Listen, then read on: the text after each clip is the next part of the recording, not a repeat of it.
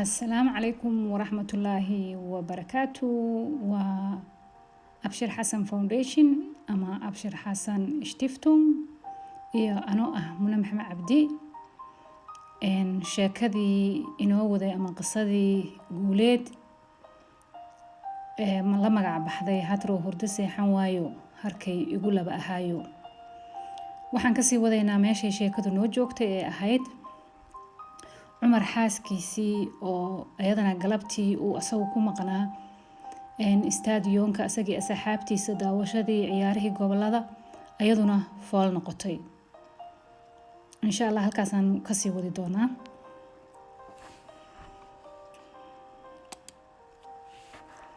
Jamila neeftuur bisho maqaniin hinraag kadib ebyan oo dareemaysa in nabarkii hayay hadda yaro daayay jiidaysana neef ay rabto inay wada gaarsiiso orgaanada jirkeeda oo muddo kooban xanuunka haya dartii neeftu ka maqnayd ayaa hal mar ku soo jeedsatay cod ka kor dhawaaqaya hee abaayo intay kor u yara eegtay ayay tiri naa orodoo intaad dhaqsato ee dacaasho u sheeg in fooli i qabatay Jamila oo isla markiiba dareen dhiiran galay dareentayna xaaladda walaasheed ku sugan tahay ee foosha ayaa isla markiiba dhankii albaabka laga baxayay talaabo dheerayn ah u qaaday ebyana ka dhaqaaqday ayadoo hadalkii ay waday wada dhageysan ama u dhamayn ebyan oo kasii daba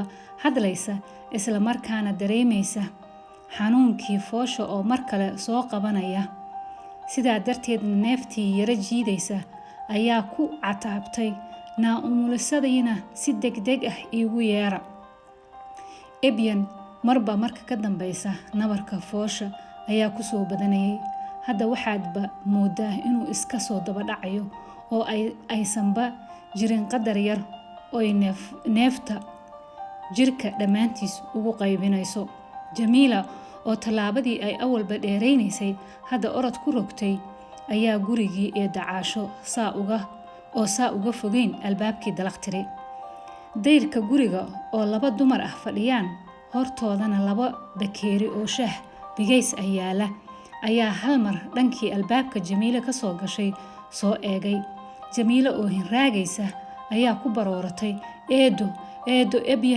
ebyan ayaa fooshii qabatay kuna sii dabardartay umulisadiina u yarbay tiri labadii dumar ahaa oo markaa bisinka adkaar iyo ducaba afka ku haya waa inta is eegeen ayagoo weliba u hinqaday istaag degdeg ah mid ku tiri tii kale naacaasho bal adna gabadha u tag anaa umuliso xareedo u yeeriyee albaabkii bay si haleel ah uga wada baxeen ee dacaasho iyo Jamila oo u jihaystay xaggii guriga gabadhii fooshu haysay ee ebyan iyo islaantii kale umulisadii raadisay oo dhankii kale ee guriga umulisada ku aadanaa cagta saartay ebyan markaan fooshii aad bay ugu soo kululaatay jiif iyo joogna way qaban la'adahay inkastoo eedadeed caasha iyo walaasheed ka yar ee Jamila hadda soo gaareen haddana xanuunka foosha waa ku kali ee dacaasho ayaase u daliigaysa una marinaysa saliid macsaro ah ay Jamila soo qandicisay si ay murqaha jirku u dabcaan fooshana ugu fududaato mar alaale markuu nabarku qabto ayay cirka iyo dhulka inta u dhaxaysa ku yaraadaan naqaskana xanuun dartii isku dhajisaa ee dacaasho oo ah hooyo weyn oo dhalmadays ah ayaa Jamila oo ugub ah ku qancisa muhiimadda ay foosha u leedahay neefta oo si kontaroolan marna loo jiido ama loo qaato marna loo sii daayo ama loo neefsado intaa waxaa dhinac socda ee dacaasho oo Jamila adeejinaysa in ay diyaariso intay imaan umulisadu qolka gabadha lagu umulinayo iyo wixii agab ah oo gabadha umulaysa iyo ilmaha dhalan doona u baahan yihiin Ebyan inkastoo tiris ahaanteeda ay islahayd weli waqti baa ku harsan oo sagaalkaagii ma go'in, haddana ma aysan diyaar garow xumayn oo umusha way isu diyaarisay wax walba oo ay awood dhaqaale u heli karto, haba ugu horeeyaan qaydadka loo jaro ku qabashada dhallaanka mujuqa ah iyo wixii ayada umul ahaan ay u baahnayd oo agab ah. Marka laga tago foosha oo sii xoogaysanaysa marba marka ka dambaysa, haddana waxay awoodda saaraysay adeejinta walaasheed yar ee u adeegaysa dareenkeeda kacsan awgii amaba da'deeda oo aad u yar la ajligeedna aanan u fulinayn si feejignaan ah hawsha laga sugayo ama loo dirayo. Inkasta oo guriguba ka kooban yahay qol iyo barsad isku furan, qol labaad oo wiilal familka ah oo laba la dhalatay odaygeeda Cumar, wiilna ayada walaalkeed yahay, ahna arday iskuulada wax ka barta. Intaa waxaa dheer in gurigu leeyahay daarad weyn, meel yar oo waab camal ah oo jiko ahaan loo isticmaalo iyo musqushii. Haddaba qolka inay ku umusho in loo diyaariyo noqday ayaa ah qolka fadhiga oo run ahaantii ah qol ka mug yar labada qol ee kale, kuse qasbanaaday in noocyo badan loo isticmaalo sida fadhi ahaan ama qada ahaan. Waxaa kaloo habeenkii lagu soo xereeyaa wax walba oo bannaanka iyo jikada buulka ah ee yar looga seexan karin oo waa stoor. Inkasta oo Jamiila badanaa qaraabo dariska ah lasoo seexato,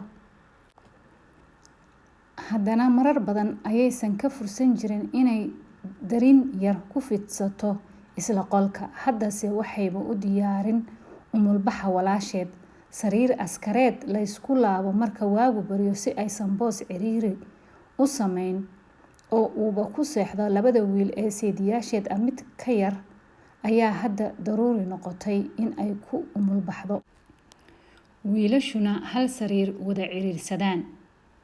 Jamiila waxay u howlgashay inay qolka barsada ka soo gurto kuraasta fadhiga qaarkood iyo kuraasta qadada oo intii muddo ahba la isticmaalayn boos la'aan darteed meel koona ah qolka inta la isku dul rasteeyay laga dhigay, iyo qalabaad kale oo badan ayadoo u daadgureynaysa siday walaasheed ku amartay qolka wiilasha seexdaan. Inkastoo isbays badan lahayn, qolkan laftirkiisa uu ku qaado waxaas oo agab ah iyo hoy u noqoshada 3 wiil oo barbaara iyo ardayba ah. In muddo ah kadib waxaa gurigii soo gaaray umulisadii iyo islaantii raadisay ee qaraabada la ahayd laguna magacaabo Duniyo. Waqtiga oo casar liiq ahaa, salaadii maqrib tukashadeedii kadibna wiilashii guriga wax kaga noolaa ee la dhashay Cumar iyo Ebyan soo guriyo noqdeen. Cumar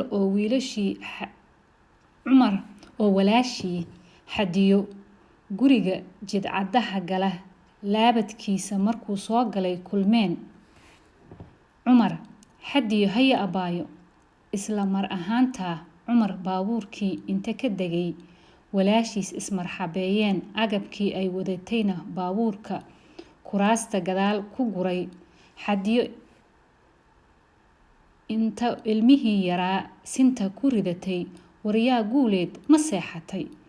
Dhankii shirka horena fariisatay, Guuleedna dhabta saartay. Cumar asagoo baabuurkii kicinaya, haye Xadiyo, ma Guuleed baad soo celisay?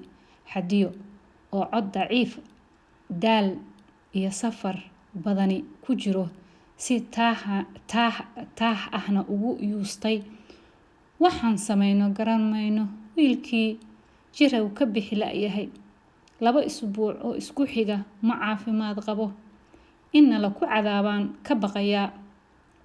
Cumar, haye dawooyinkii ayaantii dhaweyd loo qoray ma ku dhammayseen? waxbay ka tari waayeen.